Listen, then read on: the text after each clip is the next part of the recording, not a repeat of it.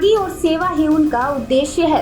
RSS से लेकर विधानसभा और संसद की सीढ़ी चढ़ने तक, केंद्र सरकार में मंत्री बनाए जाने और फिर हटाए जाने पर भी उनके व्यवहार में रत्ती भर भी फर्क नहीं आया। ये है ओडिशा के बालासोर लोकसभा संसदीय क्षेत्र से लगातार 2 बार के सांसद प्रताप चंद्र सारंगी। बचपन से ही आरएसएस और इसके विभिन्न संगठनों से जुड़े रहे प्रताप चंद्र सारंगी वर्ष 2019 में उस समय एकाएक राष्ट्रीय फलक पर चर्चा में आ गए थे, जब उन्हें प्रधानमंत्री मोदी के दूसरे कार्यकाल में राज्य मंत्री बनाया गया था। घास फूस की झोपड़ी में रहने वाले सारंगी आज भी लग्जरी वाहनों के बजाय साइकिल से चलना ज्यादा पसंद करते हैं। विधायक की पेंशन और सांसद के वेतन का ज्यादातर हिस्सा वह गरीब बच्चों की पढ़ाई और सामाजिक कार्यों में खर्च कर देते हैं। सारंगी अब फिर से चर्चा में है। बता दें कि बृहस्पतिवार को डॉक्टर भीमराव अंबेडकर को लेकर हो रहे प्रदर्शन में लोकसभा में नेता प्रतिपक्ष राहुल गांधी के साथ आए विपक्षी सांसदों से हुई धक्का मुक्की में उनके सिर में गंभीर चोटें आ गई। अगले महीने 4 जनवरी को 70 वर्ष के होने जा रहे हैं प्रताप चंद्र सारंगी। बता दें कि इनका जन्म 1955 ओडिशा राज्य के बालासोर जिले के गोपीनाथपुर गांव में एक साधारण ब्राह्मण परिवार में हुआ था। उनके पिता का नाम गोविंद चंद्र सारंगी और माता का नाम सिद्धेश्वरी सारंगी था।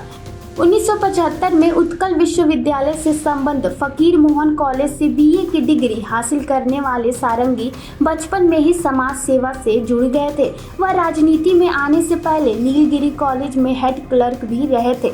सारंगी कॉलेज की पढ़ाई पूरी करने के बाद नौकरी करने लग गए थे, लेकिन उन्होंने अविवाहित रहकर समाज सेवा के कार्य को प्राथमिकता दी। आरएसएस के पदाधिकारियों के साथ मिलकर उन्होंने एकल विद्यालय की स्थापना की।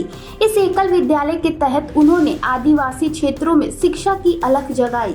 उन्होंने ओडिशा राज्य में गरीब और अशिक्षित लोगों को प्रलोभन देकर धर्मांतरण कराने वाली ईसाई मिशनरियों का भी खुलकर विरोध किया। प्रताप चंद्र सारंगी बचपन से ही बहुमुखी प्रतिभा के धनी थे।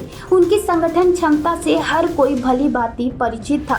ओडिशा में भारतीय जनता पार्टी की जड़ें जमाने में सारंगी का अहम योगदान रहा है। बता दें कि वह विश्व हिंदू परिषद और बजरंग दल में भी विभिन्न पदों पर रहे हैं। वर्ष 2004 से 2014 तक नीलगिरी विधानसभा क्षेत्र में 2 बार भाजपा के विधायक चुने गए। 2014 में वह बालासोर लोकसभा क्षेत्र से पार्टी की टिकट पर चुनाव लड़े, लेकिन हार गए। सारंगी चुनाव हारने के बावजूद साइकिल से समाज सेवा में लग गए थे और 2019 के लोकसभा चुनाव में उन्होंने तत्कालीन सांसद रविंद्र कुमार जेना को पराजित किया। अरबपति जेना का चुनाव प्रचार लग्जरी वाहनों के तामझाम के साथ होता था, तो वहीं दूसरी ओर सारंगी अपनी साइकिल पर और संगठन के साथ लोगों के साथ बीच में जाते थे। परिणाम आया तो सभी लोग हैरान हो गए। बता दें कि अरबपति सांसद 12,000 से ज्यादा वोटों से चुनाव हार गए और सारंगी 2024 में फिर से बालासोर लोकसभा क्षेत्र में सांसद चुने गए। ओडिशा के मोदी के नाम से मशहूर सारंगी को लोग प्यार से नाना कहकर बुलाते हैं। सारंगी ने बचपन में ही अपने लक्ष्य निर्धारित कर लिए थे। पहला, या तो वह सन्यासी बनेंगे या फिर देश के लिए कुछ करेंगे। सन्यासी बनने के लिए वह रामकृष्ण मठ भी गए, लेकिन मठ वालों ने उन्हें विधवा माँ की देखभाल करने पर जोर देकर वहां से वापस भेज दिया।